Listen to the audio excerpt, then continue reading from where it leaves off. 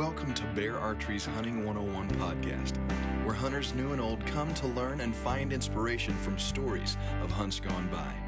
Everyone is welcome to enjoy the outdoor way of life, and there is no better time to start than right now.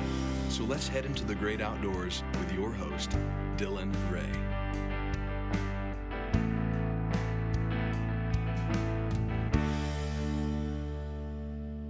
All right, guys, welcome to Bear Archery's Hunting 101 podcast, as always, presented by our good friends over at ScentLok. As we gear up for whitetail hunting, in my opinion, what really sets ScentLok apart is their activated carbon technology for maximum odor absorption. I would highly recommend you guys, as you gear up this fall, to check out our boys at ScentLok. I am incredibly excited about this episode.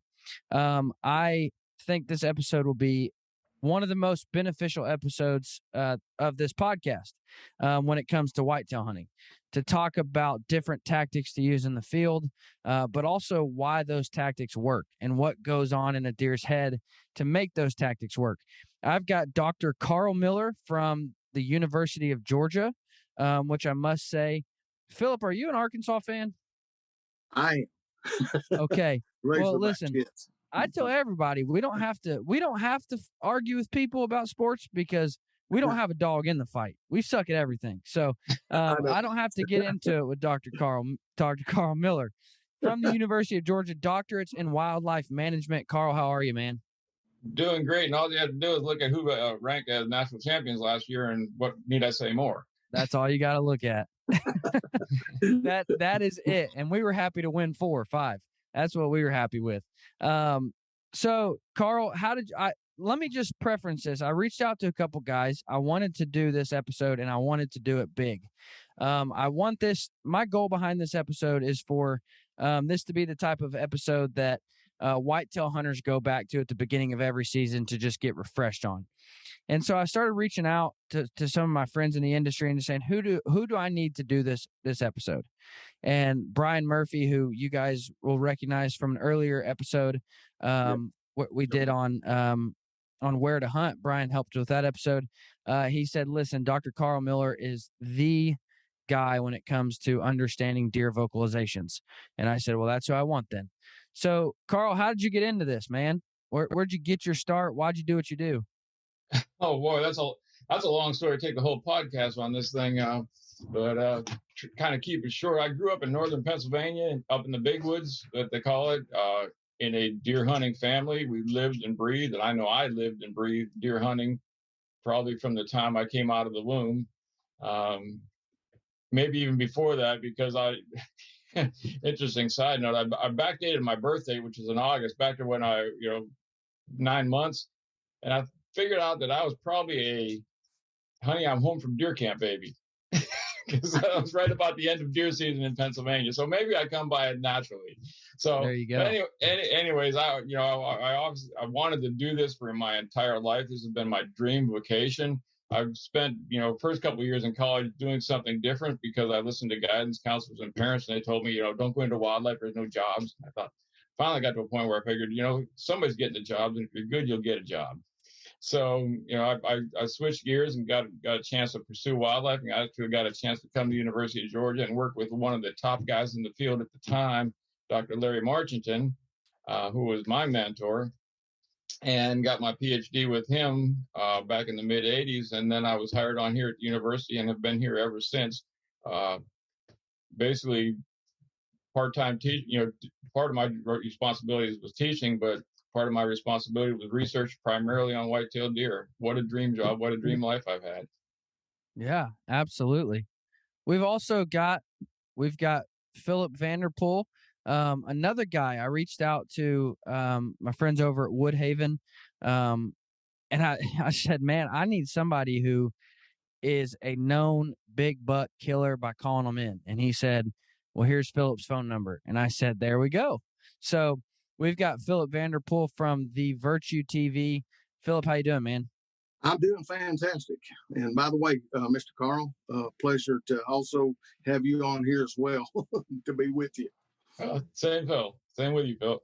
You know what I'm most excited about having Karl on, and I've had a couple, scientific minds. That's probably not the word to use, but a couple educated people who really give the facts behind things. And I always enjoy those because we have a whole lot of just, this is what works and this is how we do things. But I really like hearing the why does this work, and why does a deer respond the way it does to these things. So I'm super excited to dive into this. Phillip, how'd you get your start, man? Well, of course, being an avid hunter here from the Ozarks, I started at a very early age, hunted public land, and was fortunate enough to win the Arkansas Big Buck Classic a couple years in a row in the archery division back in my really early days. Shot my first Pope and young whitetail back in 1990, and it had a lot of deer credited before that. But I worked with hunter specialists for almost 16 years. I was the guy behind the scenes running the camera and in front of the camera as well. But I videoed Stan Potts, Greg Miller, Pat Reeve, Rick White, Alex Rutledge, about everybody you can think of in the hunting industry. Bill Jordan. I've videoed all these guys over the years, but I've also been an avid hunter. Mainly bow hunting has been my thing. Decoying, rattling, grunting, wheezing, calling deer. I can't tell you the number of deer that I've taken over the years.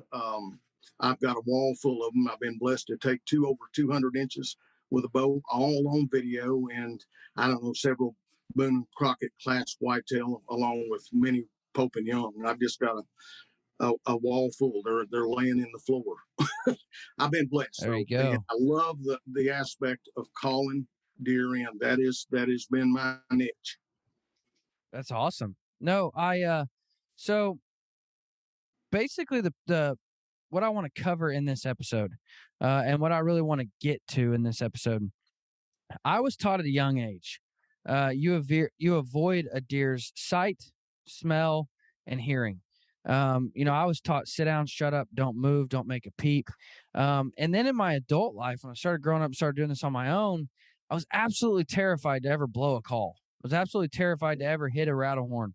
I was absolutely terrified to ever leave any scent in the field. I was taught you take as little scent in the field as possible. So the idea of adding scent or adding noise or adding a visual like a decoy scared the mess out of me.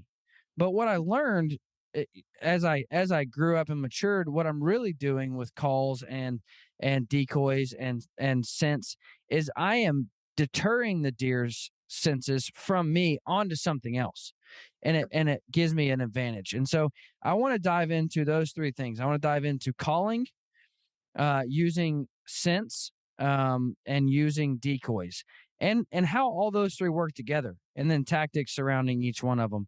And again, I'm really excited to hear, Phillip, how you've done things, how you found success, and then Karl, hear the reasoning behind how a deer really responds to that, and what's going on in the deer's head to make them react to those things. Before we dive in, I got to give a shout out to my friends over at Season Report. Season Report is an online hunting almanac, all-inclusive, outdoor almanac, I should say, for hunting, foraging, gardening, everything in between. So what it does is I can save the places I hunt down to the county, and then it gives me a calendar view of that county, of when season dates open, when they overlap, when rifle season overlaps with bow season, muzzleloader season, so on and so forth. I can see them on a calendar view, which is super easy to understand. I can see all the state rules, laws, regulations, bag limits. I can see all of those things on one easy to use, easy to understand platform for all the counties that I hunt in. So I would highly recommend you to check out Season Report. It is the best way that you'll spend $10. Use code hunting101, that's all caps, and it'll make that entire platform just $10 for you. It's incredible to use. I would highly recommend it. So I want to start with the audio side of things, with calling in animals. So Phillip, Karl, let's start with what deer hear, like on a daily basis. What are deer hearing in the woods? If we're not there, what kind of vocalizations are they making to themselves that they're hearing? Okay, you want to know more about not how good they hear, but you want to hear what they're making as far as vocalizations. Yeah, correct. Okay, well, we did a study, boy, this has been a long, long time ago, back in the 80s. One of the first studies that was done that looked at deer vocalizations, where in our research facility, we recorded all the different vocalizations and looked at the behavioral context that those vocalizations were made in. And we were able to record 11 different sounds that were made by deer that we thought might have some communicative significance, one of which may not. And I think there's another one that we actually didn't record that is a kind of a rare sound. But we kind of grouped them into kind of categories. There's maternal neonatal sounds. That's sounds that are made by the mother or the fawns in their association with each other, like the maternal grunt. The doe talking to the fawn, telling the fawn to either to come or just communication with the fawn. And then the fawn has a couple sounds that it makes, from a mew, which is a very kind of mild care soliciting sound. It sounds just like a mew, like a cat's mew, like, yeah, to a more of a bleat. That's a little more intense care soliciting call, calling for their mother, calling for some saying, I need something from you. And then there's another sound that they make called a nursing whine, which while they're nursing, they sometimes make that sound.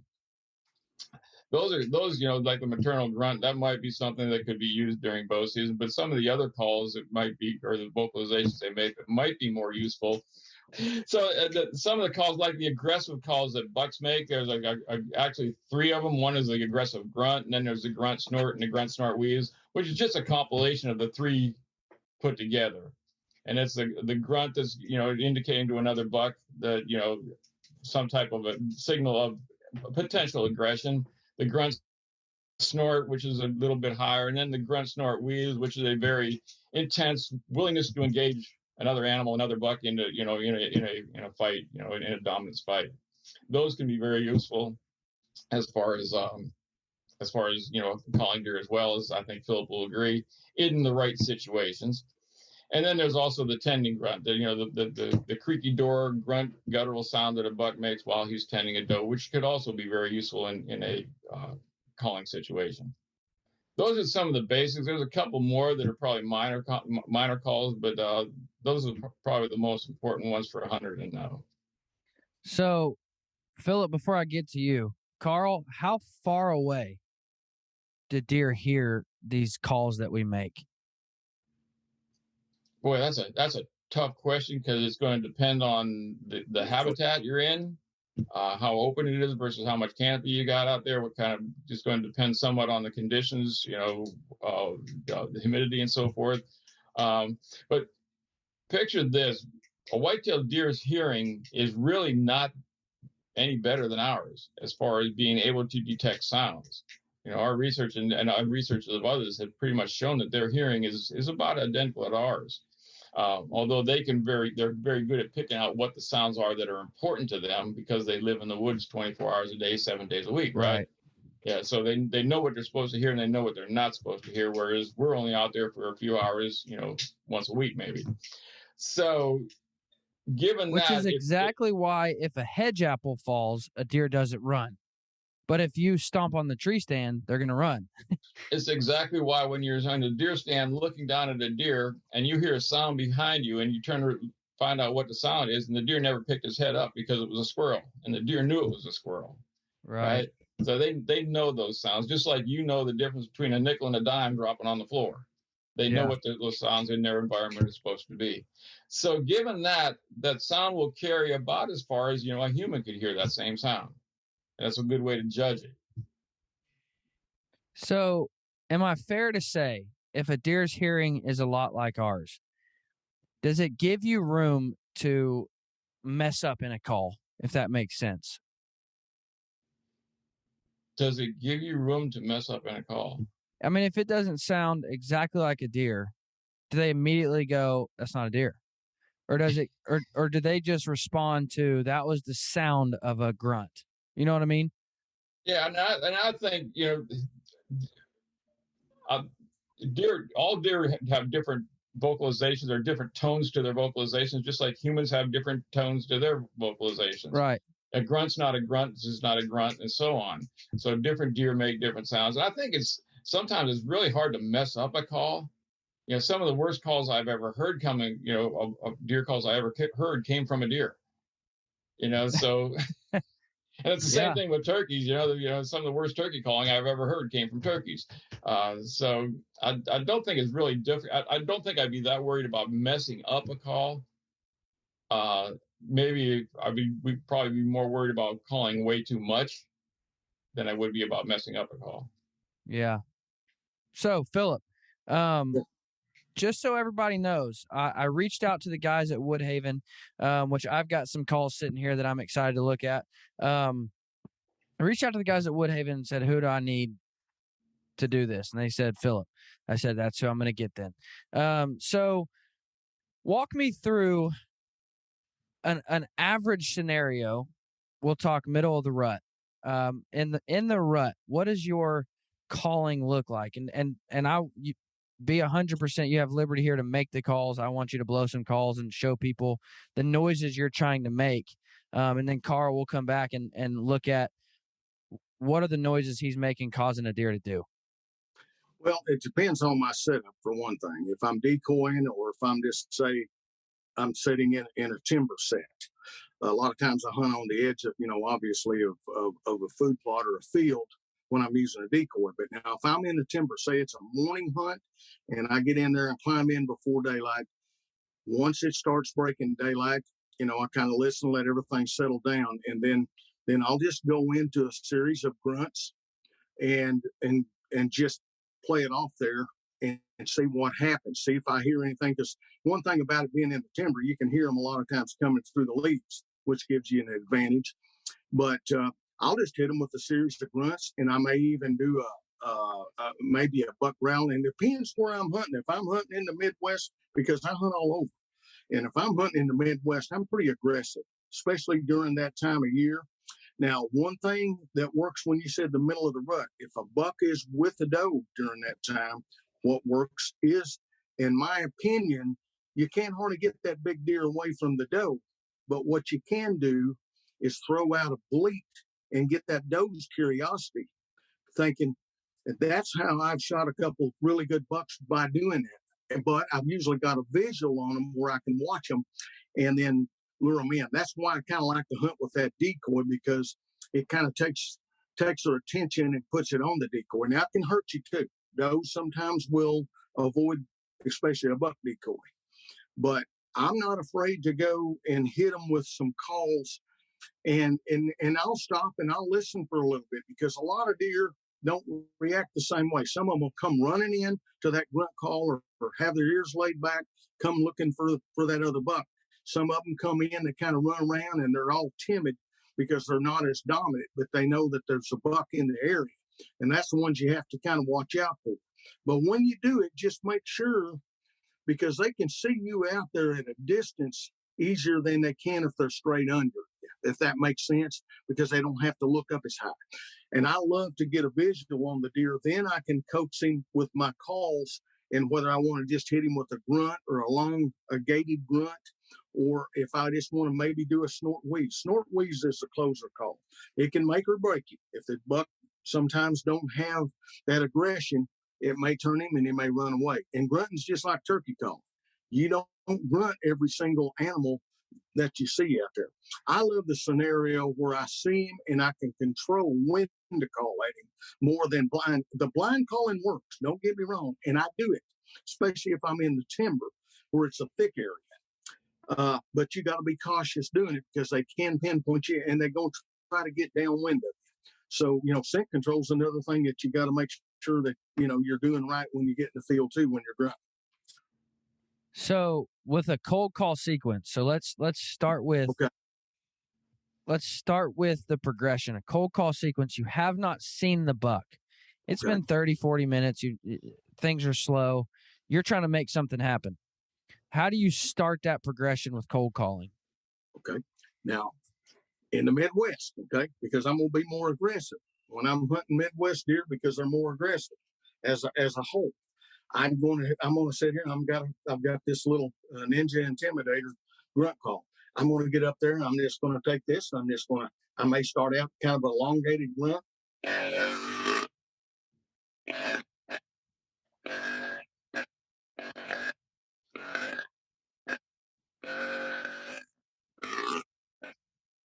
I just lay it back down, and I'll give it 5-10 minutes to see what's going to happen. I repeat that pretty often because I'm aggressive. I want to make something happen. Now, Especially what is when that? I know there's big bucks in the area. So, Karl, what is it if a buck cruising through the area hears that? What is he thinking? Why does he respond to that to come in? I appreciate what Phillip just described, because he does exactly what I do as far as the timing of using the different calls. And I think it's extremely important to know what time of the rut you're in, whether it's like pre-rut, the middle of the peak of the rut, or post-rut, and selecting your calls. Using what he's described right there, which is basically the would be called a tending grunt, or sometimes a buck's just even if he's not tending, will walk through the woods with that. It's an attitude grunt. It's a buck's either saying that I'm right for a fight, I'm right for a woman. One of the two. It's like the noisy guy at the bar. He is, exactly. Or it could be also the same thing as the tending grunt, where this buck he is right behind the doe and he's tending her as well. And a lot of times that's a little bit more of a subtle than the louder aggressive grunts. But basically, it's a time of when that grunt is a time that's something that I would probably not use as much during the peak of the rut, because of what Phillip said. Is that was a time when most of the bucks may already be with the doe. Yep. And they will probably try to turn that doe away from you. I've had that happen many times, where they've tried to turn until I learned better. And even more importantly, that grunt, that the snort wheeze, which is so aggressive. If a buck's with a doe, why is he going to come into you when he's got the doe already and with the chance of losing her? So he's going to take her and turn her. Now, those two calls can also be very effective pre-rut or post-rut when he's out cruising looking. And that's the time you want to use those, where he got a chance to say, hey, maybe I can come in and take one, So what is a snort wheeze? What are they telling the other buck when they snort wheeze? Typically, when you see that snort wheeze, well, it's the most aggressive sound that a deer can make. And if we're in the deer pens at the university, when we hear the snort wheeze and we have some antlered bucks in there, it's time for us to start looking for the fence. Right. Yeah. Because it's a challenge. That means that they fully intend to follow through with that challenge. Yeah. And it's usually accompanied with their hair standing on end, their ears pinned back, their beads of sweat on their nose, they're licking they're licking their nose as well. Very stiff legged gait. Those are the ones that when you I'll let Phillip describe the hunting scenario with it, but that can be a very effective tool at positioning a buck after you get a chance to assess that buck in a field situation or in a wood situation, where you can make an assessment of what kind of deer you're dealing with, what kind of buck you're dealing with. So on to my kind of cold calling. I'm not as aggressive. And I don't know, maybe that's just because, again, I just grew up super, super shut up and be quiet. But I have made a lot of things happen. I got to figure out how to blow a call into a mic. But what I figured out, I've made a lot of things happen by literally just breathing into a call,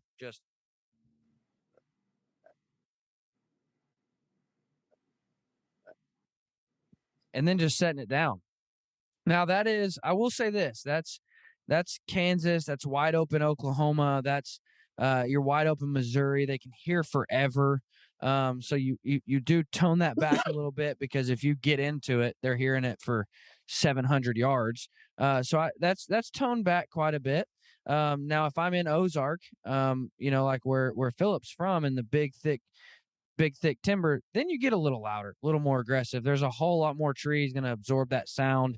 It's not going to be as loud and just, get a deer's attention like it would, here in Kansas.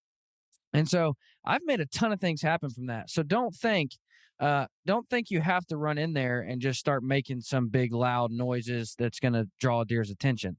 So you've cold called, you see a deer coming. Let's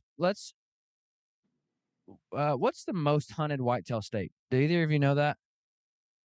Pennsylvania or Michigan. I'd say Texas. Or maybe Texas. I think Pennsylvania has the highest number of hunters, doesn't it? I think so.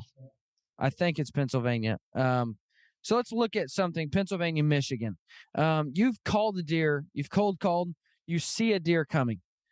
what do you then progress to? Who are you asking? You. Sorry. Okay, if I see a deer coming, Yeah. and I've called to him, well, first of all, I'm going to be looking what his next move is and how he's looking. If I know I can get away with it, if I'm trying to position him for a shot, and keep in mind, guys, I'm pretty much a bow hunter, or have been all my life. I'm talking about bow hunting and getting them in close, and I think that's Right. probably what you're referring to here.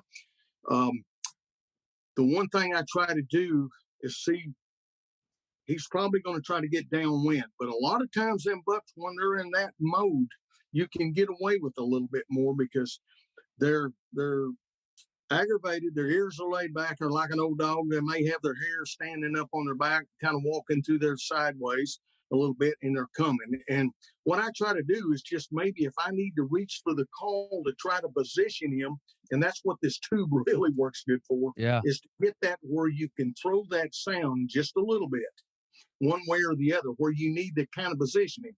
But keep in mind, if he's coming, I'm going to let him kind of figure out what the situation is, because I don't want him to lock up on me. As long as he's moving and his head's turned where he's not going to just nail me in the tree, that's where you have to watch his body language. And then you can throw that call if you need to. You can just kind of tuck it in behind you and just see. And you don't have to hit it very hard. I usually save there again, depending how far away, I kind of save a snort wheeze a lot of times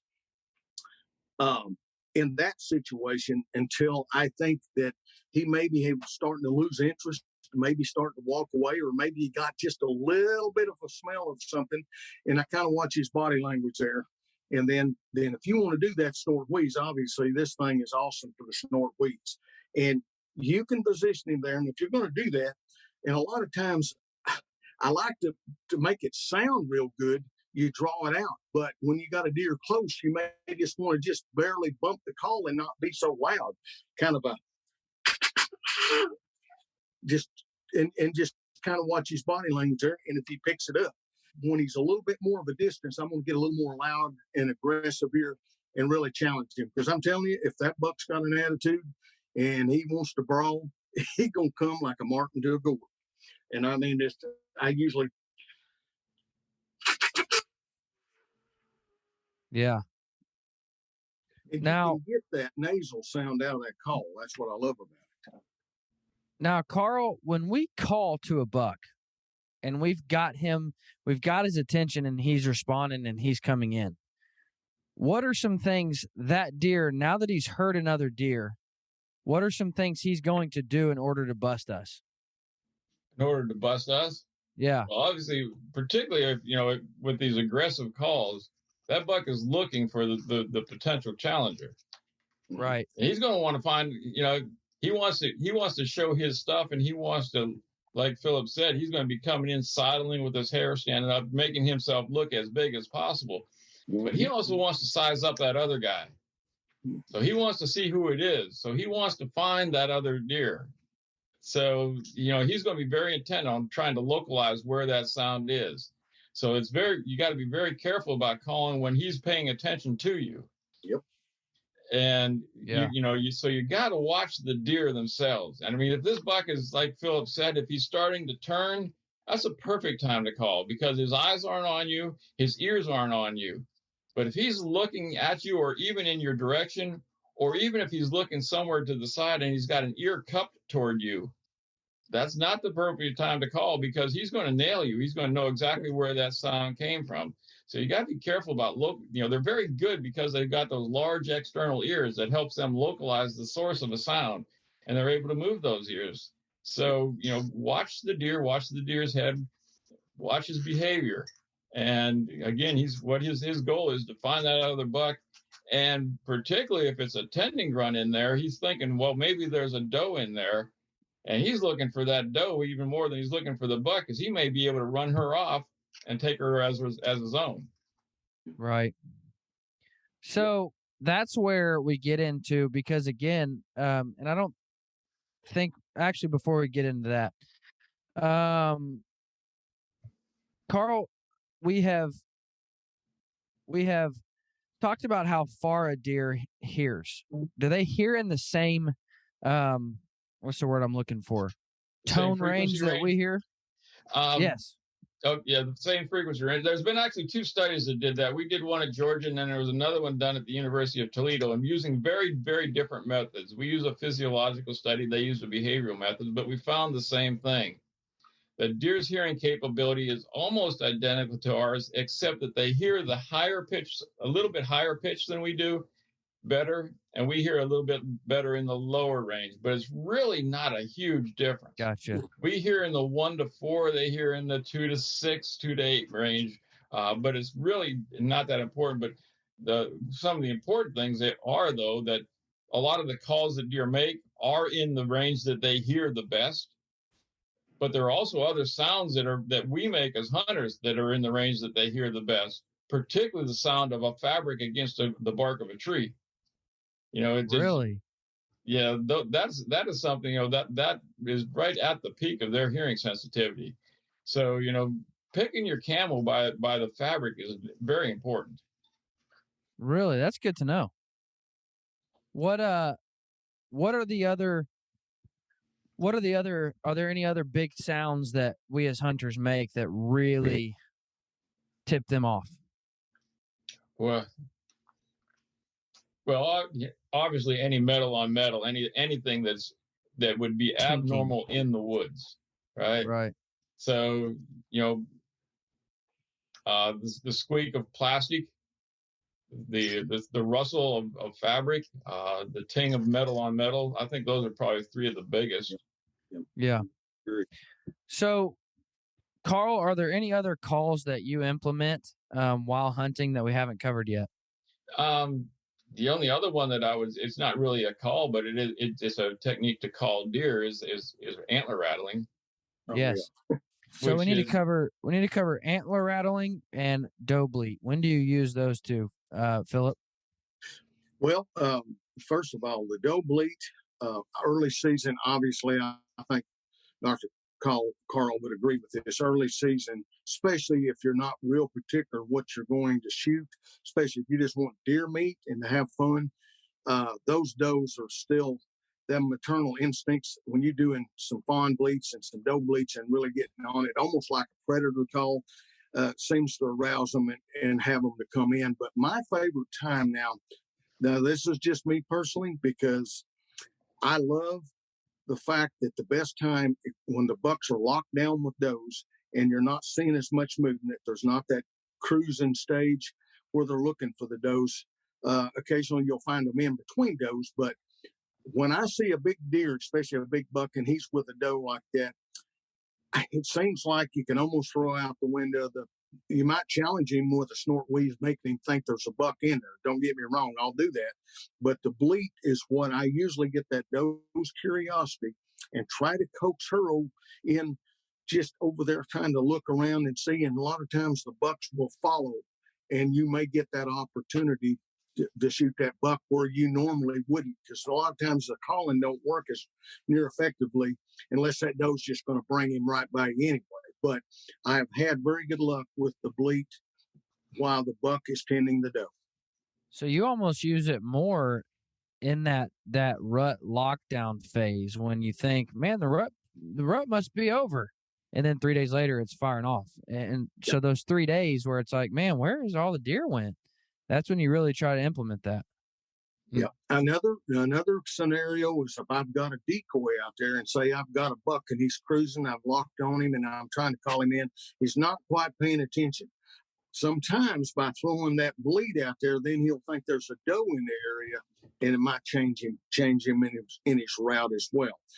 The way I look at it, if you see him and they're going to miss you anyway, what do you have to lose if he's 100, 150 yards out there, 200, whatever, and he's going to miss you? And that's why I like high visibility when I'm decoying and rattling and grunting. I do a lot of rattling. I've shot a lot of deer rattling and grunting, and I use them in sequence with the decoys. And also use scents and lures with that, just because of the situation.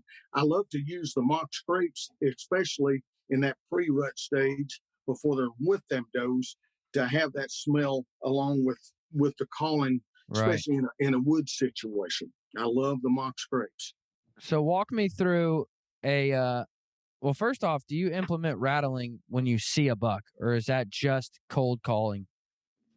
Well, no. I personally, I love to be in an area, a high visibility area with the decoy when I'm rattling. And I may be on the field edge, and ideally, you like to have where they won't come in from behind you as much. And you're playing the wind, you're going to have the decoy set up. I usually, depending which wind direction, but I kind of like to face the deer. If with the decoy, I use the DSDs and I set them up out there, and I kind of face the antlers and the head towards me for the most part. And I'm trying to get the separation where the buck will come around to the head. If he's aggressive, he'll come to the head. If he's timid, he'll go to that tail every time. That's where the scent plays control. A lot of guys says, well, I don't want to put scent on my decoy. I'm telling you, I've learned in the last 4 or 5 years, I love to put that scent on the decoy because it'll bring them right to them. A lot of times they won't smell your human scent, when you're trying to set it up. And I love to have a decoy at that spot at all times there. In other words, when I come in, I've got it hid. I can just grab him and set it up. I'm not carrying all that stuff in because I carry a lot of camera gear and I do a lot of self-videoing anyway. So, but in a situation like that, if I got a buck cruising, the first thing I'm going to do is see if I can get him attention with a grunt call. And I may and just see what he does. He stops. If he hears it, then I kind of wait and see what he's going to do, how he's going to respond. But say he didn't hear it, and then I'm going to try the snort wheeze. I'll wheeze at him. And then if that don't do it, I'm going to pop them antlers. And 9 times out of 10, that may be what you need to do in the first place. Example, last year in Missouri, October the 24th, Northeast Missouri. I was up there at Knox County Whitetails there and hunting up close to the Iowa line. And there was a buck, he was a little over 600 yards. Now, the fresh cut cornfield, we're on the edge right there at the timber. And I couldn't get his attention for a long time. He was out there so far, but I finally got his attention with rattling at him. And he started kind of coming down the edge there. And every once in a while, he'd start to lose, like he was about ready to go back into the woods. And I'd hit him with a snort wheeze or a grunt. And I kind of worked them back and forth. I brought that deer right into the DSD decoy and shot him right into the stand there. It was a perfect scenario, but it was like 623 yards or something that buck come on a string, all on video. Just a beautiful 10-point buck. But that's a perfect situation where everything was just right. We had the wind. The buck come in. He pawed at the decoy there and just give me a perfect quartering away, broadside quartering away shot. And he didn't go 75, 80 yards. So when you hit the doe bleat, do you have your doe bleat with you there? I got it right here somewhere here. How long? Demonstrate how long and loud you blow that. I'm not going to be quite as, should I say, like I'm trying to, unless they're out there at a long distance where the only way I can get their attention is to hear that. But this is the little closer call here. Now, I want to keep in mind on all these calls, something else to consider is you can inhale or exhale. A lot of times I like this sound just like on a grunt call. I can get on it real soft. It gives it a totally different sound. I use this more down here in Arkansas. I actually inhale on the call. So just so you know, you can stretch it out. Same thing on this. You can inhale or exhale. But to answer your question, getting back to the call, I just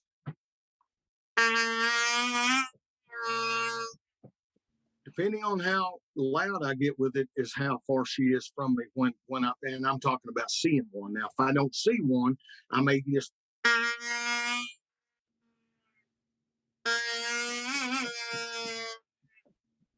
set the call back down. But it's a pretty loud call anyway. Yeah, absolutely. So you position your decoy quartering to. That way, when the buck comes in and faces, you have a quartering away shot. Well, and that's what you want. He's either going to kind of stiff leg broadside if he comes to the head, but like I say, you can angle and play that any way you want to. And I've shot them a lot now, especially if you don't have cover. Say you've got a tree there and you're on the edge of the field and you say, man, I wish that thing had some cover in it. Well, most of the time, if you place that decoy, the closer I place it to my stand when he comes in, he's locked on that decoy. He's not going to look up and notice you.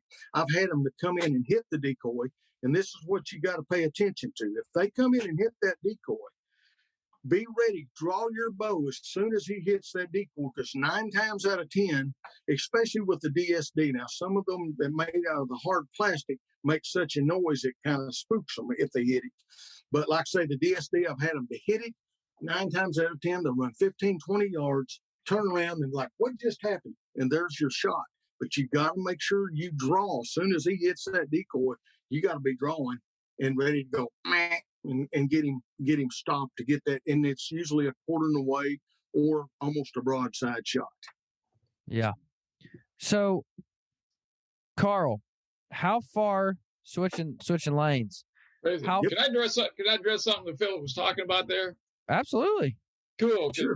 This idea of using the bleed, particularly the fawn bleed in the early season, is deadly on does in archery season. Early season. It's absolutely. I use it when I'm coyote hunting, and I usually call in a heck of a lot more does than I do does. And it's one you want to be very loud and very aggressive with. Yeah. You want to make that doe think that something is attacking her fawn. And I've called in 6, 8, 10 deer at a time with a fawn bleed, all at once. So, like I said, that's very deadly. I like his idea of using a doe call, or actually a bleat call, when you have a doe and a buck that are locked down.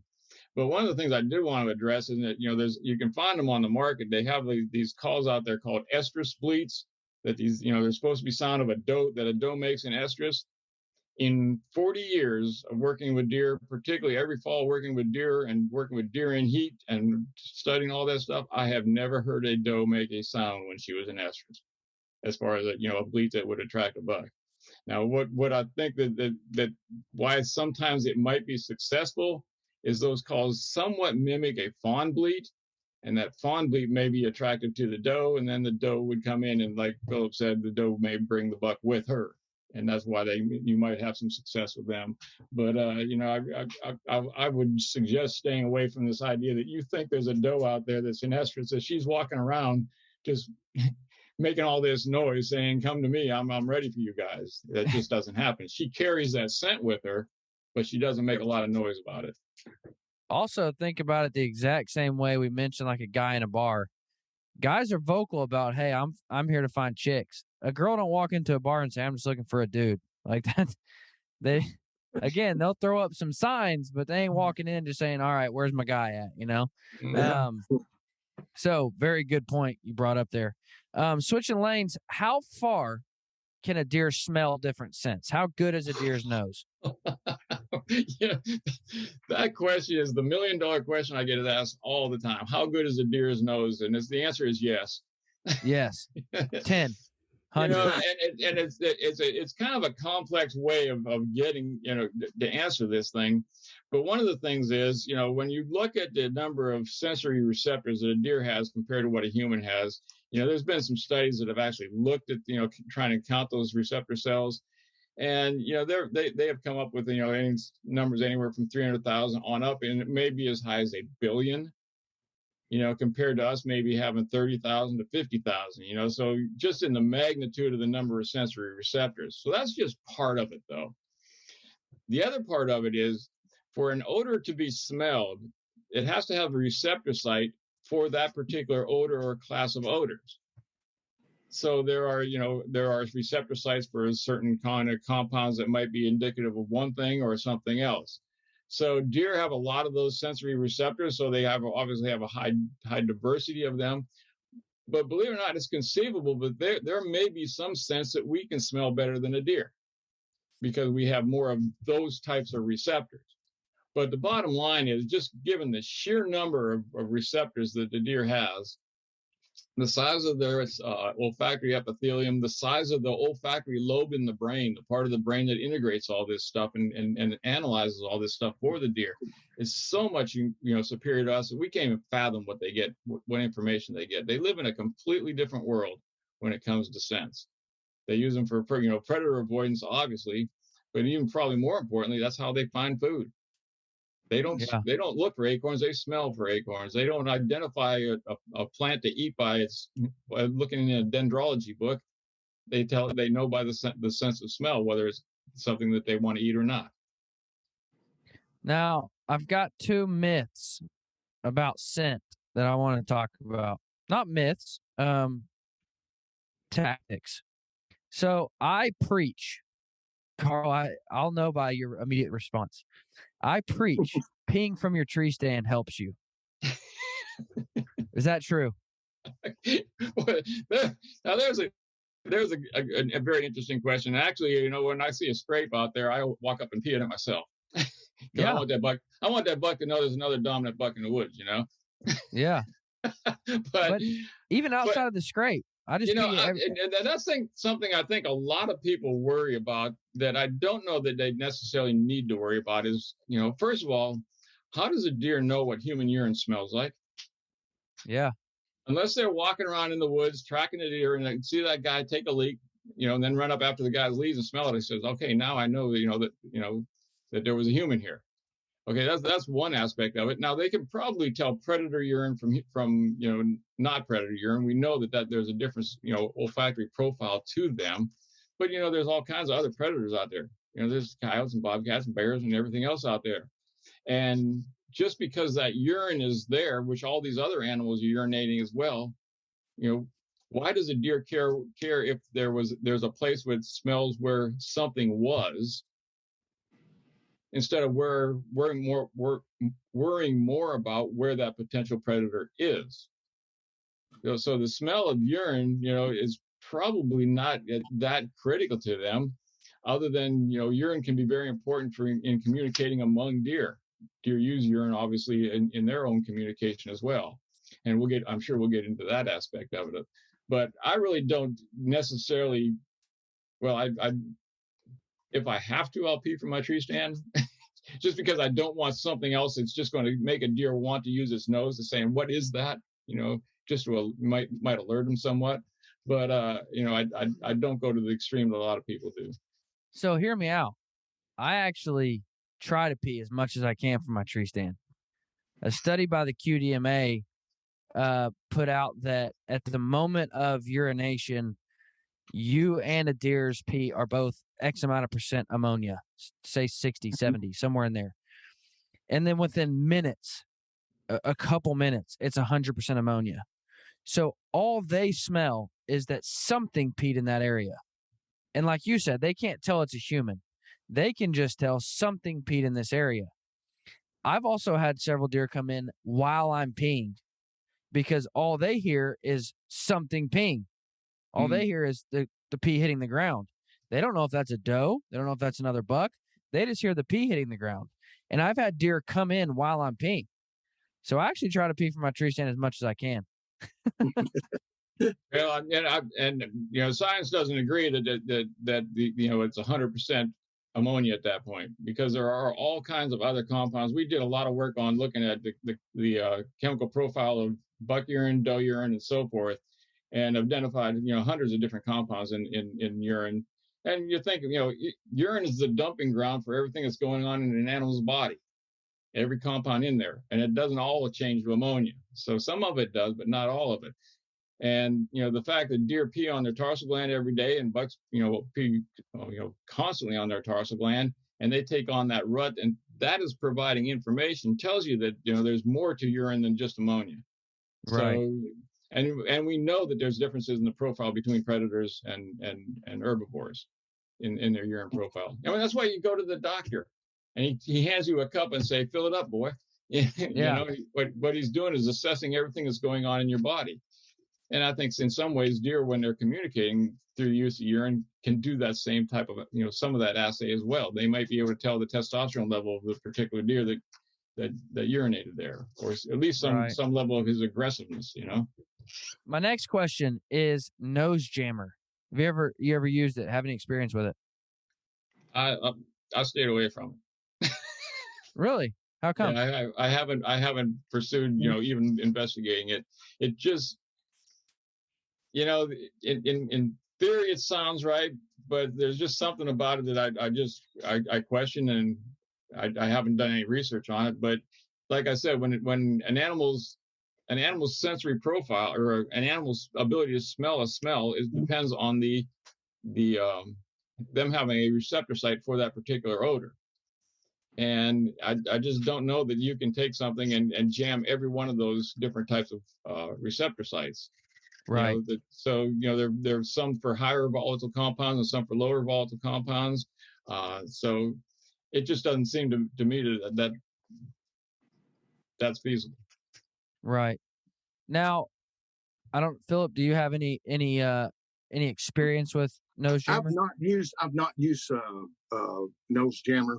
But I am maybe I'm old school, but to me, nose scent is the best scent as far as when it comes to human scent. But I can't honestly say I do spray down, and I believe in using a scent control, and I wash my clothes. I do all that good stuff as much as I possibly can. Shower. I feel like no scent is the best scent. I do want to go back, if you don't mind, real quick to talking about the urine thing. I do mock scrapes year round. I run cameras year round, trail cameras, and I use them in video mode. And what I've noticed a lot, and Karl, you may have seen this too, but I can't tell you the coyotes and bobcats that I have coming in to scrapes, and they'll use those licking branches and scrapes year round. The deer do. That's another thing I found out. And but how many times have bobcats and coyotes went in there and either took a dump or peed in the deer scrapes? They got to be something there, right? I mean, and it don't seem to bother the deer when they come in to work the scrape. Have you noticed any of that? Have you ever seen that? Well, I've never seen. I've always seen some activity of predators at scrapes, and it makes sense that they would be, visiting those areas. It's just like putting out, like you're trapping, right? You're using urine base to trap a coyote or a bobcat. But your idea that the licking branches used year round, that's something that was research we did many, many years ago. And that's very clear that there's some year-round communication going on among bucks at these licking branches, which those end up during the rut becoming your more important scrapes that are visited by a lot of different bucks. Those are great things to monitor. I got some video footage here back in June of a baby fawn. Obviously, I'm sure it's a little buck fawn, but he's on his back legs working this mock scrape and licking that licking branch. He had using the pure whitetail dust, and he's got it all over his nose and stuff. But they are up in that, and it doesn't have any deer in it. Actually, one of them has kind of got a licorice smell. The other one has the vanilla smell to it. And I don't know if it's a curiosity thing, but that little buck, I mean, I don't know. He was there probably for 30 minutes getting on his back legs and just working that head and eyes and nose up in them limbs. And he's barely big enough to, he's not even a month old. It's crazy how quick they learn that stuff. You're rotting their teeth out. Yeah. Let me just take a loop back to nose jammer. I've used it. I believe in it. However, I don't use it to the extent of covering up my scent. I'm like Phillip. I wash. I hang my clothes outside. I leave my boots outside. I ozone. I do all that. I stay as scent free as possible. What nose jammer does for me is it's a bit of wind insurance is what I call it. So I spray it on the tree behind me downwind, or, I don't cover my boots in it and cover my clothes in it and walk in. That's not how I do it. I will use it as a wind insurance. That way, if they do get downwind, it gives me that extra 4 or 5 seconds of, what is that? I've covered up enough of my scent with that. And again, I'm 100% with you, Karl. There's no way to fully jam a deer's smell. No way possible. Yeah. But what I can do is give myself an extra 5 or 6 seconds of them trying to pick out my smell from that from that nose jammer. And it's a bit of wind insurance is what I call it. It's not full coverage, it's liability.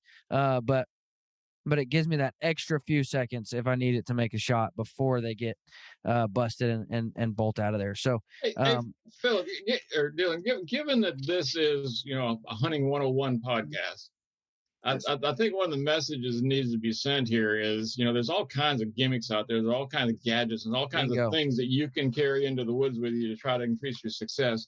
But the best thing you can do as far as scent is be smart and minimize your scent. And 2, hunt so you don't have to worry about it. If you're downwind of a deer, there's absolutely no way that deer will ever smell you. He can't.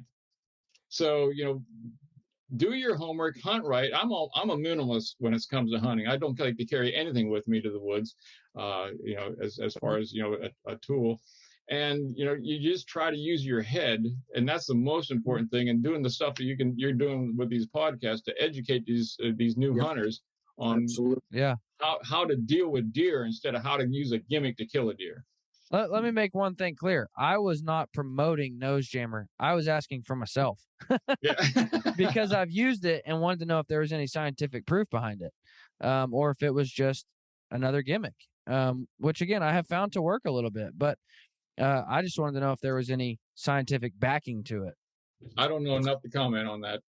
I'm sorry. I'm the same way. I've got buddies that use it and swear by it. And, but I honestly, I can't tell you anything about it as far as how good it works. All right. Karl, you did a really good job of telling us what all noises a deer makes. So what all scents do a deer make or create? Okay. That's even easier. There we have identified 7 different glands on the white-tailed deer.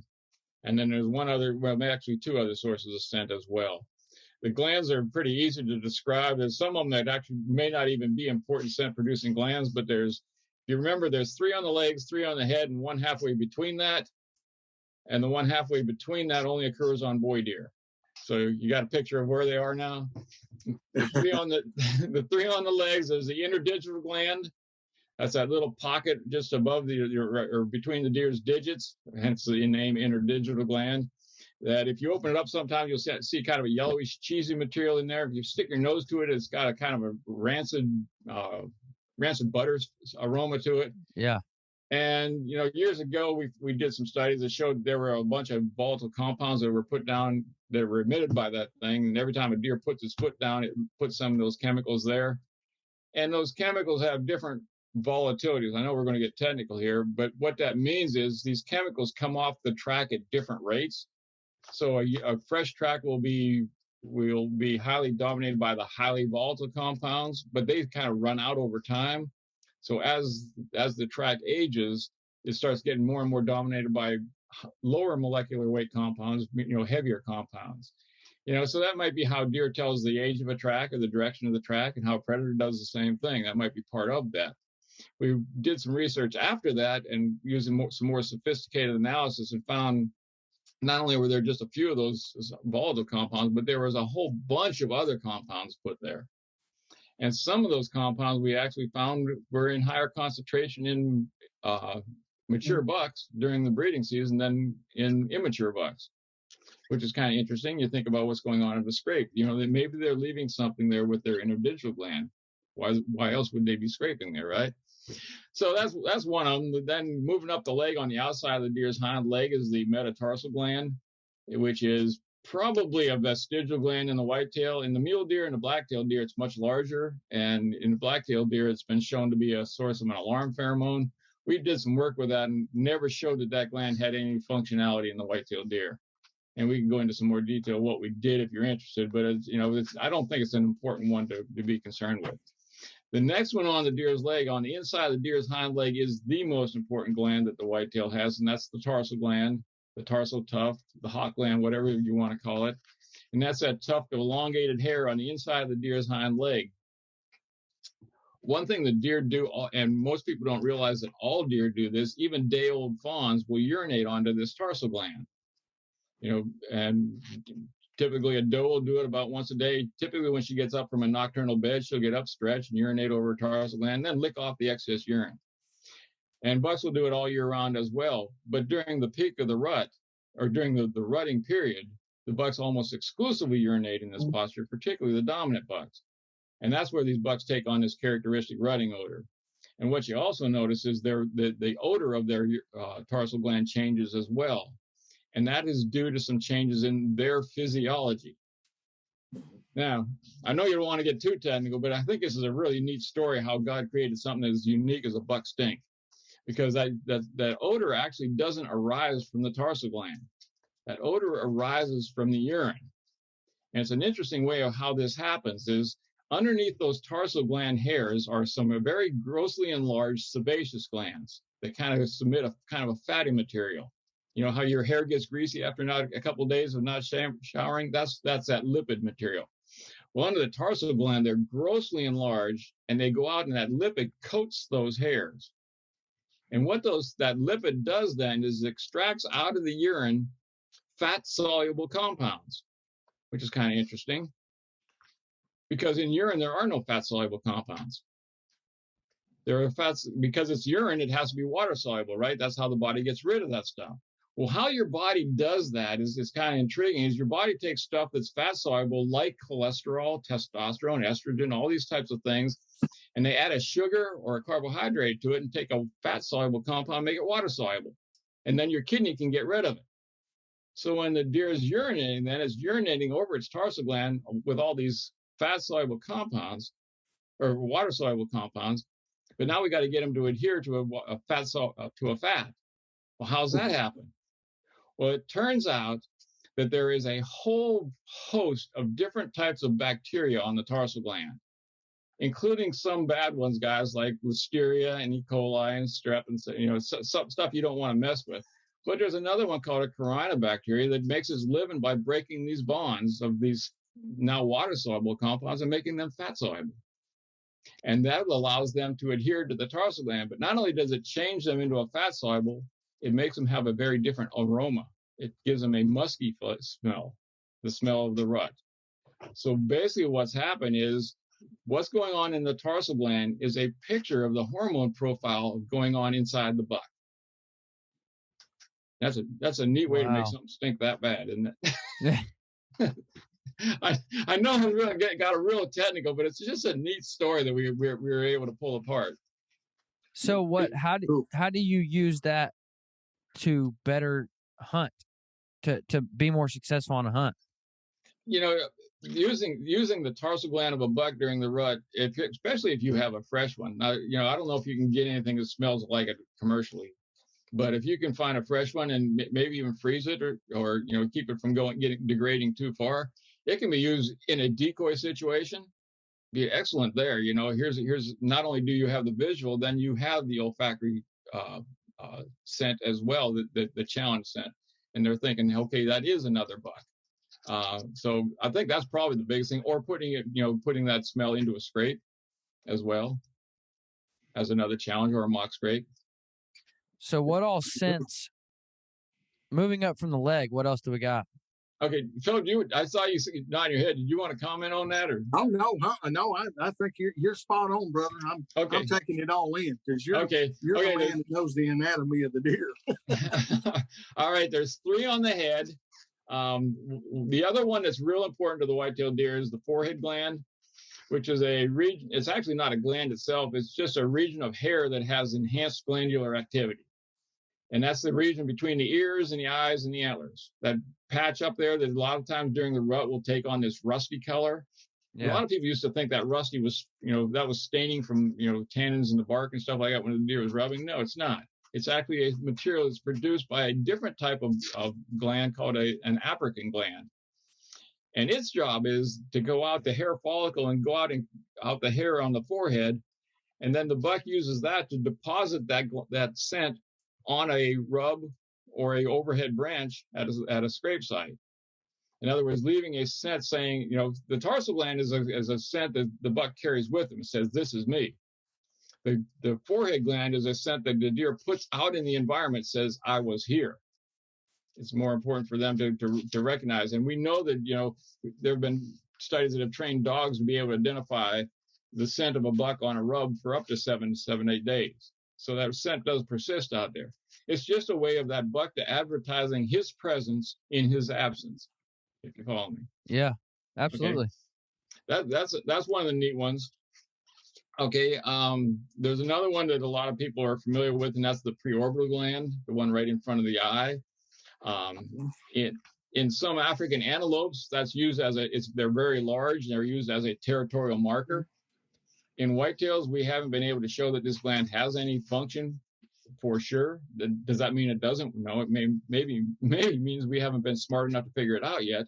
But it might be something they use at an overhanging branch when they're working that overhanging branch to leave some type of scent there. Or it may absolutely have no function whatsoever. And then the third one on the head is located just inside the deer's nose, is a gland called the nasal gland. A very creative name. That's, if you look inside and peel back the deer's nose a little bit, you can look in there and you see this almond-shaped structure. And this is a gland that has very large sebaceous glands as well. And we've identified that gland. We have absolutely no idea that it has a scent-producing function. As a matter of fact, I think it's probably more of a physical function, that it works because it's giving off that lipid material, that fatty stuff. It's actually used to help coat the nose and maintain, like an emollient to keep the nose fresh, because there's no hair on the deer's nose, right? And that's something that could get chafed really bad. So it's probably more like a chapstick for a deer than a scent producer. Yeah. And then the final one that we identified was one that's located right inside the penile sheath of the male deer, obviously the male deer, and it's called the prepusal gland. Don't ask me why we were looking there.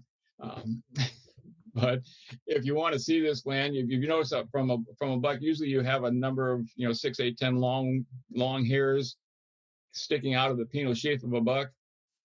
If you roll them back, you'll see where they're inserted in the skin. You might want to make sure nobody's watching you do this when you do this, right? But you roll that back, you'll see a kind of a cluster-like structure for each one of those hairs, and there again are these large sebaceous glands. Now, in fallow deer, it's been shown that this prepusal gland can produce a pheromone from the buck that affects the doe and brings her, helps bring her in heat. We haven't been able to show that in whitetail, that it actually has that function in whitetails. And again, I think this might be one more that probably has a structural function. Again, it's another opening that could have a potential for getting chafed and some type of chapping and stuff like that. So it probably acts more of it as a emollient, more like a chapstick as well there. So basically, what we got is we got 7 of them, which 2 of them we think are probably the 2 most important ones: the forehead gland for communicating presence, and the tarsal gland for communicating identity. Now, what are the big scents that we as hunters need to know about? And then, Phillip, how do we implement those to be more successful in the field? Okay. Now, the other scent that I didn't get into is that, and this is the one that's always sold commercially, the Estrus Urine, which, everything that we have done in all of our studies has indicated that bucks or does do not communicate their estrus status to a buck based on her urine. And I can go through a number of reasons why that kind of explain this, but it always does make sense, though. If a doe is going to want to communicate her status as being in heat, why would she choose to do it with her urine, which she is placing, 10 to 14 different places where she's been, instead of carrying a source of estrus with her? Yeah. And that's what we found, is that source of estrus, that scent that she carries with her, emanates from her reproductive tract. And it may actually emanate from her entire body. She may just take on an essence of estrus that a buck knows. We've been able to take bucks. Well, let me back up, because one of the things a lot of people don't realize is that deer has 2 noses, and they have a second nose in the roof of their mouth. It's called the vomeronasal organ. And if you look at the upper palate, there's a little diamond-shaped structure at the upper palate. And when a buck comes across a urine spot out in the woods, it'll take some of that urine up into its mouth. And what that actually does is activates a pumping mechanism that pumps some of that urine up into that vomeronasal nasal organ for analysis. And that's that Fleeman behavior that so many people have seen, right? You see that buck come up and he smells that doe, he smells her tarsal gland, he does that Fleeman behavior that said he's testing her for whether she's in heat or not. Well, it turns out that's probably not the case, because we didn't do this with whitetails, but every other animal that has been dissected out, that vomeronasal nasal organ actually doesn't access the part of the brain that affects a deer's behavior. It goes to a different part of the brain called the accessory olfactory lobe, which then goes to the part of the brain that controls the deer's reproductive physiology. In other words, the buck is getting information that's affecting him physiologically that he doesn't even know he's getting. But what it's doing is priming the pump. It's basically, and I jokingly say it's more like a buck Viagra, because it makes him more willing, more wanting. It raises his level of reproductive readiness. She wants him at his peak reproductive performance, right? And that's what she carries with him. And then that Fleeman behavior helps to accentuate that. Then he's able to identify those females that are in heat just from her smell that he gets through his nose. We've been able to go in and actually cauterize, close off the vomeronasal nasal organ so they couldn't use it. And these bucks had absolutely no problem telling a doe in heat. They knew those does in heat without using the vomeronasal nasals. They don't need urine, but there is a scent, and that scent is probably coming from her reproductive tract, if not her entire body. So what are you saying, that doe pee, when you go to Walmart and buy doe pee, probably the most used scent in the world, it's a myth? Well, didn't you just say all urine is earlier say all urine's ammonia? Okay, now I wouldn't say it's a myth. The reason why it may be somewhat effective at times, other than, one of the reasons is people put it out, they kill a deer, they said it must have worked, right? That's one. But, deer are attracted to the smell of urine. They urinate on their tarsal gland. Urine contains information there. They urinate in scrapes that contains information there. So urine itself may be attractive, but it may not be for the reason why all this stuff is being sold as estrus urine. And if you think about how all this estrus urine is being collected, it's all mixed with a lot of other stuff in there as well, and it's basically decayed urine. So what the buck smells is that there's a doe in the area that just peed. Or he smells maybe that there's urine in the area. I might want to check that out. See what that is. Not necessarily that there's a doe in heat. Right. So Phillip, how do you take all of these scents? How do you use scents in the woods? Well, there again, depends on whether I'm hunting a mock scrape or if I'm hunting with a decoy. But say a mock scrape, there again, depending on the time of year, I've got two that I use quite a bit. One of them is called bedded up. And what it is, it's basically all the secretions where the deer bed up. And they take that, and it just has all kinds of different deer smells.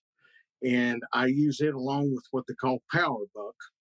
And between the two, combining them, that's what I use for the mock scrapes most of the time when I'm hunting. And I don't know why.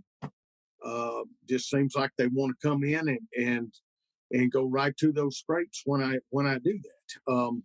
And I have a system. If I'm using the dust, I take my scent control, which is no scent, if you will, and I use it as a spray. Well, I'll spray the leaves with that, and I'll put a little of the dust on that, and then I'll also spray the ground slightly and put the dust on there. That way it sticks good.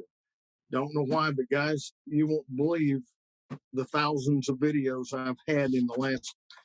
I've never used mock scrapes very much. I've killed deer over them a time or two, but the last 2 years, it's been phenomenal what I've got on video, because I run cameras on all the mock scrapes I put out. And by doing that, it's created I don't know. It's like a bar and grill. All like early season, all the bucks in the area, and I'm talking. I'm hunting in, for instance, in Kansas, a 40-acre piece of property. 40-acre piece of property. I've probably got 25, 30 different bucks on that during that July to 1st of October. Every buck in the country comes through, so I get a lot of inventory. And by doing that, but when I hunt it, they're already established. And these scrapes, what I've found is they use them year round, whether they've shed their antlers in winter. Not, but now there may be times they'll use them more. Now, I'm not saying they go to them every single time, but I am saying that they come to them. And I love, it's changed the way I'm hunting. In other words, wherever I set up, I'm going to probably have a mock scrape. Now, will every buck go to that scrape? Not every time, but I think a lot of times they come downwind just to kind of see who's in the area. And I think by using, like, say, for instance, Bedded Up, it's got so many different deer smells in it. It's like a community, coming to it. And I think it's really made a difference in the way I hunt anyway. Now, if I'm using a decoy, just like Dr. Karl talking about the tarsal glands and stuff, I wet those tarsal glands on my decoy, and I put that dust and stuff right on the decoy and also on the tail area. And a lot of times I'll put the dust on the nose of the deer if they come into the nose. And I think it does one of two things. It probably allows me enough time to get my shot, even if they do smell a little bit of human scent. You're trying to minimize it when you're setting up a decoy, and it's pretty hard to do. But by doing this, what I've noticed is they're not smelling human scent. I'm able to get the shots, and they're coming in and they're smelling of the tail or the head, depending on how aggressive he is. But normally that's going to give me the shot. And I think it's created two things. It's keeping the deer from smelling the human scent, but also giving enough deer smell to make them curious to go ahead and make them stand where a lot of times you can get that shot. And so is that just is that like a dominant buck scent that you're using there? It's what we call power buck. I think what it is, it's just secretions from the buck itself. And I don't think it's from one particular buck. However, it could be. I think it's probably where they keep the bucks all summer, probably in the same area where they're collecting all this. And right. Like Bedded Up, same thing. They're just getting that off the ground where they're bedding up. It's probably got a little bit of the droppings, the urine, the whole smell of the deer where their bedding areas are. Is what I'm gathering from that. And that's the two that I like during the season. But off season, some of this stuff that I'm using, I was talking about, the licorice smell, and I think, obviously there's no deer smell to it. Here in Arkansas, that I'm in a CWD zone, so I can't use real deer secretions here anyway. And so I have to use something that doesn't have deer urine or secretions in it in any way, form, or fashion. And they make products that I've used that works just as well as the real stuff. So I think a lot of it's just curiosity and having something there in that area where you've already developed a mock scrape, and they'll just continue using it, what I've seen, year after year. Yeah. So, Karl, what scents do you use and how? I got an easy answer for them. None. There you go. I don't use any scents. Like I said, I'm a minimalist, so I generally do not carry anything like that with me to the stand. Besides that, I'm cheap. There you go. That's the real reason. So if you were going to use like a tarsal gland scent, there's hundreds of companies that make a tarsal gland scent. If you were going to use that, would that be kind of, because based off of what you said, that's the most like dominant scent because every buck's carrying it around. Would that be kind of your go-to, or I mean? I'll tell you what, given that I don't have, if I was going to go to find a commercial one, I have no experience with what's in any of those things. If I was a hunter and I wanted to have some tarsal scent, I would go to the nearest deer locker, where people are taking their deer, and find a time when there's some mature bucks in there, and ask them if you can just go in and cut a couple tarsal glands off of them, take them and freeze them, and then you have the real thing. There you go. It's a lot cheaper that way too. There you go. Gentlemen, I'm going to ask you guys, I ask all of my guests for a hunting 101 tip, a field note, if you will. Fred Bear was big on his field notes. So what's one tip that I can take and put in my back pocket and make myself a better hunter with? I'm going to give you my deer 101 tip. And the reason I want to give you one is because it goes hand in hand with the butcher, or the taxidermist, or the meat processor, whatever. If you're going to hunt a new property and you're like, man, I don't know, when should I go? I just picked up a farm in Iowa. When should I go? Start calling meat processors in the area and say, hey, when do you get the busiest? When do the most deer come in? When's the best time to be there? They give that information out for free because they don't have no skin in the game. In fact, they want people to kill more deer. So they're going to give you that information out for free. Hey, in the last 10 years, man, we've noticed that the second week of November is always when it kind of heats up here, when things kind of get good here. So I'm big on calling meat processors and asking, or taxidermists, and asking them, hey, what time of year do things really start picking up in your area? Because I'm headed there for the first time and I wanted to know when. They'll give that information out for free. What are your Deer 101 hunting tips? Who do you want to go first? Carl. Go ahead, Karl.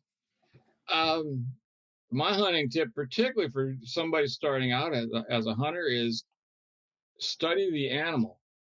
Become a student of white-tailed deer, and you can pick up everything you can read. Particularly, read a lot of the stuff on this, scientific literature if you can, or some technical stuff. But even when you're in a deer stand and you're seeing a deer do something, ask yourself why that deer is doing that, because there's a reason. And if you can't figure it out yourself, start to investigate. But learning more about the deer is going to make you a better hunter, no question. But it's also going to make it a lot more enjoyable experience when you're in the deer stand. Absolutely. Phillip, what do you got for us? Well, I think a lot of what he just said, as a hunter starting out, the more that you can be around whatever you're hunting, in this case, deer, spend as much time as you can around, get as close to them as you can, and get yourself over that nervousness, for one thing, as a hunter. And the more you're having deer around you, and that's what's helped me is becoming a bow hunter, because it's such a close sport for me. And I've learned so much by watching the deer's behavior just by not shooting that particular deer. But I also want to say, when you're first starting out, there's this myth of shooting a giant deer. Enjoy the hunt. Spend the time, enjoy the hunt. If it trips your trigger and it makes your old heart tick right here, pity patter, then by all means. And I love to eat deer meat, so that's why I shoot deer. But as a hunter, don't think that you have to shoot the biggest deer in the area to enjoy the hunt. I think that as in the hunting industry, we've all put so much pressure on guys trying to shoot, big deer. Now, what I do, I try to shoot the most mature deer. That's what I get out of the hunt. It may not have the biggest rack, but if I've got a deer that's 5, 6 years old, that's what I'm looking for, because he's beat me for the last 4 or 5 years at his game probably anyway. But I get that opportunity to take a mature deer. But that goes with hunting. But just go out there and have fun. Try different things. Don't whatever you're doing. If you're calling to a whitetail, it does not work every single time. And don't get discouraged if you grunt at one and he turns and tucks tail and goes the other way, because the next one may have an entirely different attitude. And you may even hit that deer a day or two later and he's in a different frame of mind and come right in. So don't be afraid to try things, and just get out there and enjoy the hunt. Absolutely. Guys, before we go, I got to give a shout out to mine and Phillip's mutual friends over at Woodhaven. I have found them to be the best calls, turkey and deer, the best calls. Listen, they're Christian owned and they're American made. You can't get better than that. But also, they're phenomenal calls. So I would highly recommend you before this fall to check out their line. We've got the Closer, which is their deer, their doe bleat. We've got the Woodsman, which is a grunt call. I absolutely love it. Blow on that and show them how it sounds, Phillip. Yeah, and there again, you can inhale and exhale on this one just as well. Usually, the main part is the wood right against your mouth. And you can also just different sounds you can get. Yep. And then the call that you've heard both me and Phillip blow already is the Intimidator, which in my opinion is the best grunt call you can buy on the market by far. It's phenomenal. It'll be the best $20 you ever spent in the woods. I can't tell you, and this is not a salesman pitch. I can't tell you how many deer I brought in with this call right here. It's incredible. It's a great call. Gentlemen, thank you guys so much for coming on. Guys, I would highly recommend you, if you did not check out last week's episode on necessary gear for the whitetail woods, I would highly recommend you to check that out, where we were joined with our guys from ScentLock. And then make sure and tune in next week for post-hunt success, what to do if you actually get a deer on the ground. Guys, thank you for coming on. Gentlemen, it's been an absolute pleasure. Guys, thank you for listening. I hope you'll have a great week, and make sure and tune in next week. Thank you. Well, I really enjoyed it. Karl, thank you very much for your time. Gained a lot of knowledge there. So very good. It's been fun. I enjoyed it.